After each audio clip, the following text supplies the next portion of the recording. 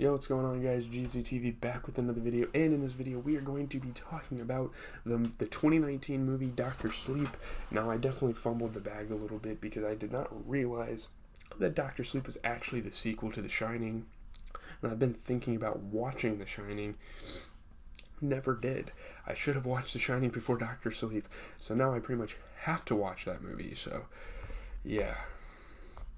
I'm not a big fan of supernatural films, but I think this film's pretty awesome. I think the story's pretty good, the acting's good. Very highly critically acclaimed movie, so I figured I'd check it out. It's been out for 3 years now. Yeah. Dan Torrance, still traumatized from his family's 1980 ordeal at the Overlook Hotel, is guided by the ghost of Dick Halloran to capture the ghost of the Overlook in lockboxes. So once these ghosts are in lockboxes, they're done haunting him. He's kind of fighting his demons. His father was abusive, and he started killing a bunch of people. I mean, I kind of know the gist of The Shining. It's kind of dope. The iconic scenes from The Shining that they put in this movie. I think that's so cool. And it doesn't really happen until the end of the movie, so you're just kind of sitting there in anticipation as that takes place. By 2011, he has become an alcoholic to suppress his shining, to kind of slow it down. He doesn't want to be reminded of his past, so he's kind of relieving his stress. And The Shining is pretty much looking into your past, being able to talk to other people through their minds. Yeah. I think it's pretty much written on the page in The Shining. So I should probably have seen that movie. I might watch that one for tomorrow. I know it's going to be weird to see me review these in different orders, but it is what it is. After moving to a New Hampshire town, he recovers through Alcoholics Anonymous, set up by his new friend Billy Freeman, and becomes a hospice orderly, where he uses his shining to comfort dying patients, who nickname him Dr. Sleep, which is why the movie's called Dr. Sleep, because he helps them calm down as they're dying, because, when the cat comes in, this is his calling. This is when he goes over and he knows that they're dying, so he kind of comforts them. This is going to be a very peaceful death. It's going to be like falling asleep, pretty much. This is why he's called Dr. Sleep, because he pretty much puts people to sleep in the most peaceful manner. Gives them this aura, you'll be fine, you'll have a peaceful death. Meanwhile, the True Knot, a cult of psychics led by Rose the Hat, extend their lifespans by consuming steam, a psychic essence released by torturing and killing those who have the shining. So they kill people who have the shining, they take their steam, and they get more powerful, and they live forever. Once you run out of steam, you die. They're these immortal people. It's kind of weird, but obviously it's a concept that's been around forever, with the first movie. Yeah. In 2019, so that's the present day, we've spanned a bunch of years, and now we're actually in the present day of the movie. In 2019, the True Knots are starving as steam has become increasingly rare. There's not as many people that have the shining. That's that type of thing. They torture a boy to death for steam. A young girl named Abra Stone, whose shining is even greater than Dan's, senses this. So she has these tricks, she has these skills. She's like, oh my goodness, another guy with the shining has died. These people are starting to win the battle. We can't let that happen. We need them to die out. She telepathically alerts Dan about the murder, but Rose senses Abra in the process. She realizes, oh my goodness, all the shinings are coming together. They're communicating. Rose projects her consciousness across the country and infiltrates Abra's mind, but is physically injured by a psychic trap set by Abra. Yeah, she has these tricks that can kind of help fend off the True Knots. Rose sends the remaining members after her for steam, so they're kind of teaming up on her, trying to get the steam. It's a very interesting movie, and I feel like I wouldn't be as confused if I had just watched the first movie. I don't know why I didn't realize that. It's kind of weird. Abra informs Dan about the True Knot. There's this cold look. They're trying to kill us. They're trying to take our steam, and they're coming for you. They're coming for me. They're coming for everybody with the shining. Although he is initially skeptical about stopping them, he changes his mind and recruits Billy and Abra's father, Dave, to help. These people don't believe him. They're like, what? Are you serious? They don't believe him at first, right? So yeah, they successfully kill most of the group except Rose. Obviously, Rose is the main antagonist. She's not going to go down right away. And I don't think this review is going to be that long, actually, so that's interesting. But Billy and Dave are killed, and Abra is captured by Rose's partner, Crow Daddy, which is fucking weird. They have some weird names of the people in the True Knots. Dan shines into Abra and saves her from Crow Daddy, killing him in the process. So now it's just Rose, Dan as a Shining, and Abra. So it's pretty much those people. And obviously all the side characters that aren't mentioned name-wise, I guess. I guess her mother's still alive. Abra's mother's still alive. Dan brings Abra to the Overlook as a last resort, which is the hotel where all these bad things happen and where he has visions and whatnot. Believing it will be equally dangerous for Rose to bring her here as well as for Dan and Abra. So he's putting everyone in danger. He's sacrificing some things to try to get rid of the True Knots fully and kill their leader. He starts the hotel's boiler and explores the dormant building, awakening it with his Shining. So he's pretty much bringing back all these memories to fight off Rose. Abra's kind of put in harm's way, but she gets out of it. At the same time, he has visions of his time at the hotel. So this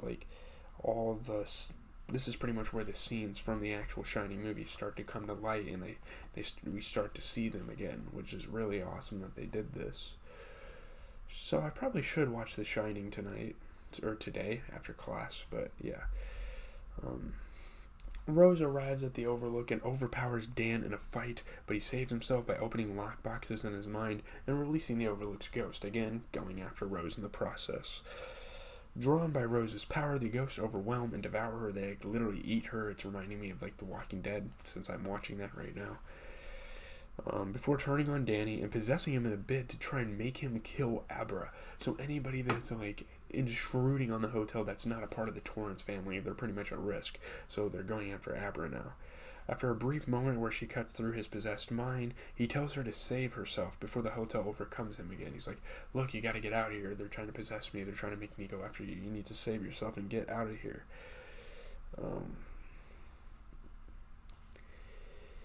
He goes to the boiler room but regains control before the hotel can make him deactivate it.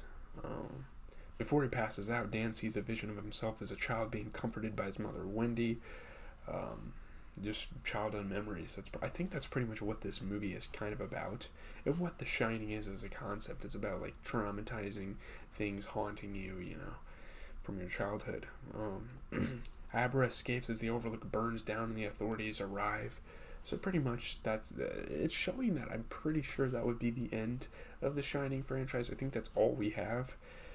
But that's still good. I mean, I think it's a perfect sequel. I think they didn't do... It's good that they didn't do too much with it. Sometime later, Abra speaks to Dan's spirit, assuring him that she is fine. She will be just fine. She's safe. The Overlook Hotel burned down. All these spirits are gone. Dan comforts Abra, telling her to shine on and not to hide her gifts from the world and to show people, actually. It's like a superpower. It's a gift. She shares to her mother that she's been conversing with Dan and her deceased father, and they are okay.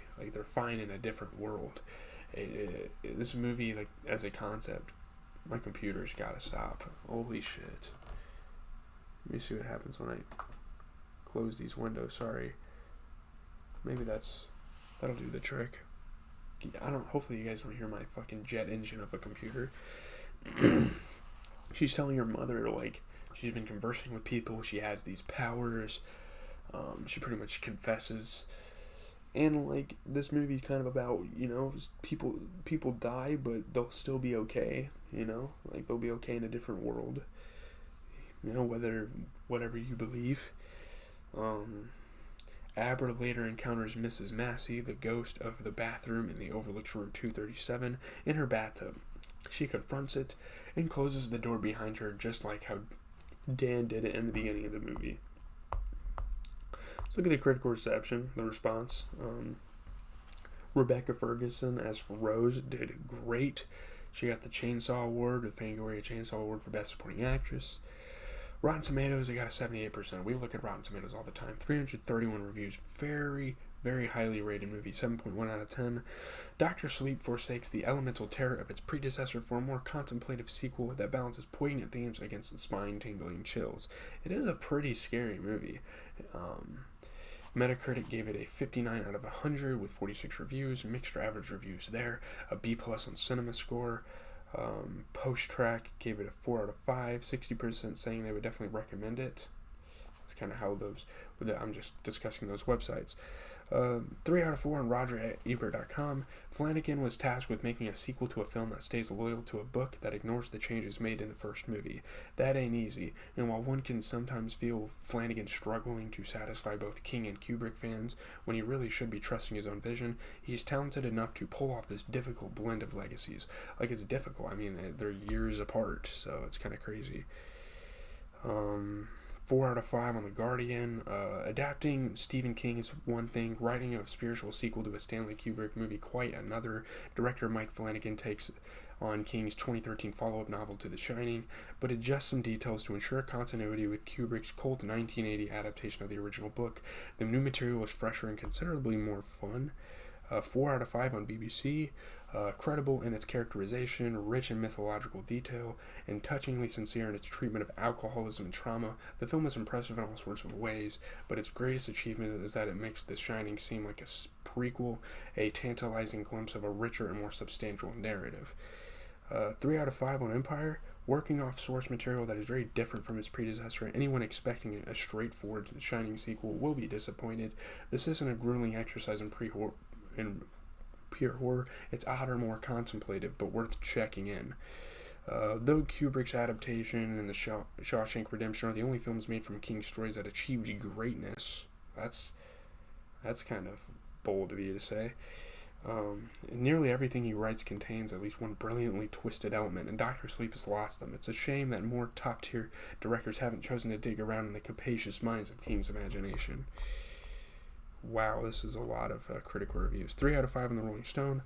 Dr. Sleep relies way too much on borrowed inspiration and eventually runs out of, pardon the word, steam. This flawed hybrid of King and Kubrick still has the stuff to keep you up nights. The film aims in its closing moments to be bittersweet yet hopeful. Instead, it has an unintended, even dour messaging about the cost of escaping your past and whether that's even possible in life. Dr. Sleep could possibly never fully stand on its own, and perhaps it's not meant to. It's a horror film with messy pleasures if you're able to meet it on its own level. It doesn't have Jack Nicholson, Stanley Kubrick, or even much of the Overlook Hotel, but Rebecca Ferguson and other good actors provide some shine of their own in Dr. Sleep, a drawn-out and seldom pulse-quickening follow-up to The Shining that still has enough going on to forestall any audience slumber. Kylie Curran, who played Abra, she won the Saturn Award for Best Performance by a Young Actor. She did great. For a horror director, Flanagan is particularly adept with actors concerned more about character arcs and cheap frights. That's why Dr. Sleep's uninspired plotting feels even more disappointing. Wow, negative reviews here. Flanagan gives us such a sense of these people, their demons, their fears, their resilience, that it's a shame that the twists and turns aren't as compelling. Not everyone will make it out alive from the Overlook, but Flanagan brings enough smarts and soul to the flawed, fascinating Dr. Sleep that he manages to escape The Shining's shadow mostly unscathed. Wow, there's a lot of fucking reviews for this. Okay. Jesus criminy, dude. Sorry. This is going to take a while. 2 stars out of 4 on the Washington Post. Part homage to Kubrick's moody atmospherics and part hyper-literal superhero story. Dr. Sleep is stylish, engrossing, at times frustratingly illogical, and ultimately less than profoundly unsettling. Dr. Sleep will by no means make you drowsy, but it won't keep anyone up at night either. Dr. Sleep is a horror movie, but what's immediately striking is its sudden breadth, its humble resistance to the usual perils and thrills of blockbuster. It's refreshing. This is a story that feels larger than it is, in part because the story takes the shine and does something with it, reveals it for the tenuous, impermanent, vulnerable forces that it is. Dr. Sleep shouldn't work. Even now, the idea of making a big-budget sequel to arguably the greatest horror film of all time reads like a disaster on paper, yet to our surprise, Flanagan's execution warrants its existence. While Flanagan delivers an ending that sort of respects King's book and rhymes with this Shining's film's conclusion, it all feels quite forced. At its heart, this is a film about a son rejecting his destiny to become his ghoulish father and forge his own path. It's a shame Dr. Sleep doesn't have the guts to do the same. 3 out of 4 on New York Post. The movie skillfully builds to the tense final sequence in which writer-director Mike Flanagan has recreated the hotel just as it was in the 1980 film. He even films it in Kubrick's cavernous, blinding manner. Flanagan clearly understands how Kubrick's adaptation eclipsed King's attachment to the original story and became entrenched in the broader culture. But this film is still just a very good facsimile. Dr. Sleep is wonderfully reverent when it comes to Kubrick's film, but that means it can't escape the shining shadow no matter how much King might have wanted it to. C plus on IndieWire. Dr. Sleep shows considerable effort to ingratiate itself to discerning cinephiles, from the moody Newton Brothers score to cinematographer Michael Fimagnori's dark blue nighttime palette. As a whole, the movie conjures an eerie and wondrous atmosphere that blends abject terror with a somber, mournful quality unique to Flanagan's oeuvre, but his pandering and dueling source material results in a jagged puzzle beneath both of their standards. Dr. Sleep should have tried to be The Shining sequel, an intimidated son yearning to be like his father. Instead, it's entirely new. Dr. Sleep isn't The Shining, but it does shine. You can't blame Flanagan for fetishizing the visual iconography of Kubrick's movie, for plunging back into his funhouse of horrors like the proverbial kid in a candy store, but the effect can't help but fundamentally alter the tone and intent of Dr. Sleep, briefly transforming a richly disturbing fantasy into an extravagant act of fan service. It taps into the minutiae of Kubrick's masterwork without fully teasing out its mystery. I think the movie's cool. I mean, I'm really mad because I really wish I would have seen the original before I saw this movie, but it's still a good movie as a standalone film. It like refers to another old film, and it literally directly sequels that. So I can see why this was very hyped up, why it was very looked forward to, but I gotta go here. Leave a like, comment, subscribe. I gotta talk about Better Call Saul, and then I have a lecture to go to. So that is that. Hopefully you guys have a good rest of your day. Later tonight, actually, on GZTV Live on Twitch, lowercase, I really hope I can stream, and look out for an NBA recap. Better Call Saul review.